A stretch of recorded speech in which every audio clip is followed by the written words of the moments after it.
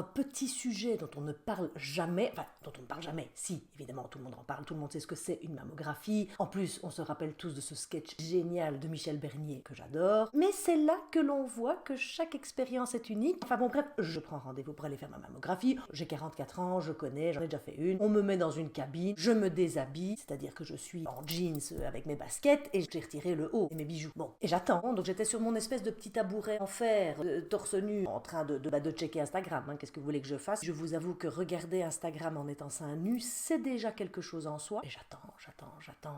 Je vois l'heure midi, je vais quand même un petit peu jeter un œil. Donc j'entrouvre la porte, mais seins nus. Je me mets de côté comme ça pour entrouvrir la porte. Personne. Je suis dans un bâtiment, il n'y a aucun bruit. Et donc j'ai l'impression d'être dans un bâtiment désaffecté d'Allemagne de l'Est. En même temps, je suis une fille bien élevée, je me dis la patience est une vertu, peut-être qu'ils ont un souci, donc je me rassis sur mon petit tabouret. Je me dis bon je vais en profiter pour poster un truc que je devais poster. Puis je me dis oui mais non, fais quand même gaffe parce que tu es quand même seins nus là ici. Non mais j'ai deux mains gauches moi. Enfin je veux dire, je peux vivre un enfer avec les réseaux sociaux parce que ça me demande. Enfin bref, j'ai 44 ans quoi. Dans mon cas, le temps de faire une story, 24 heures sont passées. Donc là je me dis fais quand même gaffe parce que voilà, une photo de toi seins nus à la mammo, on a quand même fait mieux en termes de communication sur les réseaux sociaux. Et j'attends. Je réouvre un tout petit peu la porte, je fais ouh, pas de réponse. À un moment donné, je me suis même dit c'est une caméra cachée. C'est pas possible, mais en même temps c'est pas possible. Je ne suis pas suffisamment connue pour que ce soit une caméra cachée. Enfin, je dirais François Damiens ne va pas venir faire une caméra cachée avec moi seins nus. Enfin, vous voyez, je pense à plein de trucs. Bref, finalement, j'entends quelqu'un au loin et là, une dame arrive, elle ouvre la porte, fait oh mon Dieu, c'est vous. Donc moi je suis comme ça. Oui. Oui.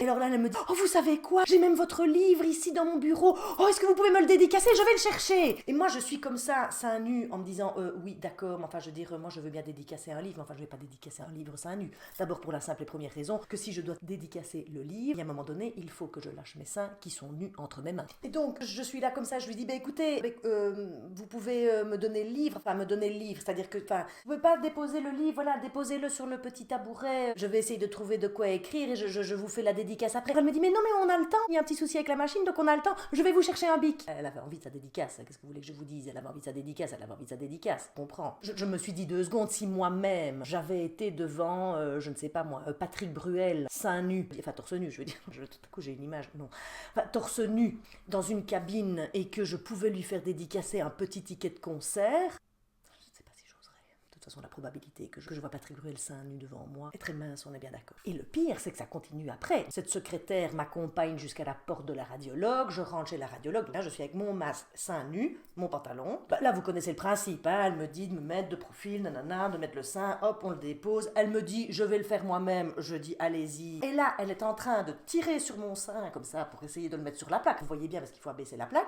Et elle me fait, tenant mon sein dans sa main. Je suis sûre qu'on vous le dit tout le temps, mais vous ressemblez très fort à une dame qui passe tout le temps à la télé. Je dis oui, c'est moi. Ça m'a fait penser à la pub, vous vous rappelez, il y avait cette pub pour Cacharel. Loulou? Oui, c'est moi.